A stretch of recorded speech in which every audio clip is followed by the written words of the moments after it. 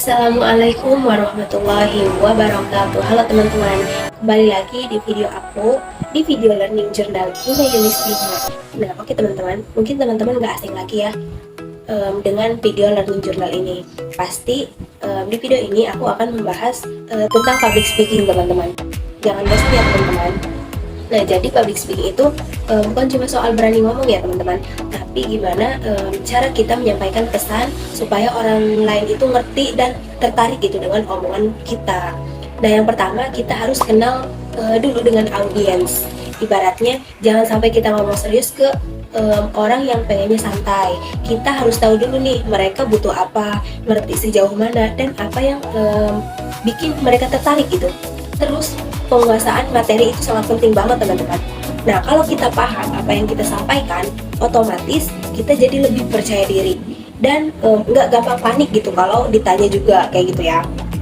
Nah, selain itu juga kesiapan mental juga nggak kalah penting teman-teman. Banyak orang yang gagal bukan karena nggak bisa, tapi karena ini overthinking duluan teman-teman. Makanya sebelum tampil, coba tenangkan diri dan latihan dulu biar lebih siap. Jadi kita tuh harus mempersiapkan terlebih dahulu ya teman-teman. Kalau misalnya kita ingin presentasi, kalau misalnya kita mau presentasi di kelas, kita harus mempersiapkan terlebih dahulu supaya kita tidak gugup, kemudian kita lebih percaya diri. Ya, begitu teman-teman. Teman-teman, ternyata dalam public speaking juga itu ada alur mainnya. Mulai dari pembukaan yang menarik, kemudian juga bisa memakai pertanyaan atau cerita teman-teman. Nah, setelah itu jelasin tujuan kita tuh apa gitu, tujuan kita ngomong tuh apa gitu, mau ngomong apa. Nah, setelah itu isi materi itu disusun dengan rapi sampai ke puncak pembahasan dan ditutup dengan kesimpulan yang berkesan gitu ya teman-teman. Jangan lupa juga pakai media visual kayak slide atau gambar kayak gitu ya teman-teman, biar audiensnya itu tidak bosan. Nah, cara ngomong juga penting ya teman-teman, kayak suara yang harus jelas, kemudian intonasi naik turun, dan jangan datar gitu teman-teman. Terus jangan terlalu cepat biar orang itu mengerti, biar bisa menangkap apa yang kita omongin gitu ya. Dan satu lagi teman-teman, body language atau gestur tangan, ekspresi wajah, sama kontak mata itu bisa itu bisa bikin kita tuh kelihatan lebih percaya diri gitu dan nyambung sama audiens seperti itu ya. Nah, oke. Biar makin jago public speakingnya itu ada beberapa hal yang membantu kita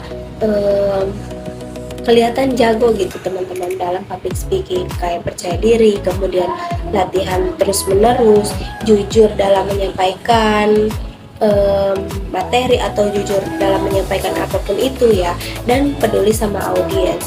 Tapi ya teman-teman, ada juga yang sering jadi penghambat kayak rasa takut, kemudian masih kurang percaya diri, belum mempersiapkan materi, atau terlalu mikirin penilaian orang lain.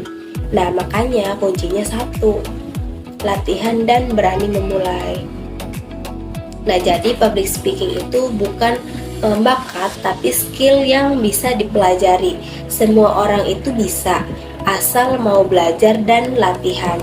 Mulai aja dulu, walaupun masih grogi, karena pembicara hebat itu bukan yang nggak pernah takut, tapi yang tetap berani walaupun takut. Kayak gitu ya teman-teman. Jadi kalau misalkan kita pengen jago public speaking, kita harus berani dan belajar terus menerus gitu, latihan supaya kita itu lebih percaya diri dan berani berbicara di depan umum. Ingat ya teman-teman, kalau teman-teman ingin jago public speaking dan terbiasa ngomong di depan banyak orang atau di depan umum, teman-teman harus berani memulai dan latihan terus-menerus. Oke teman-teman,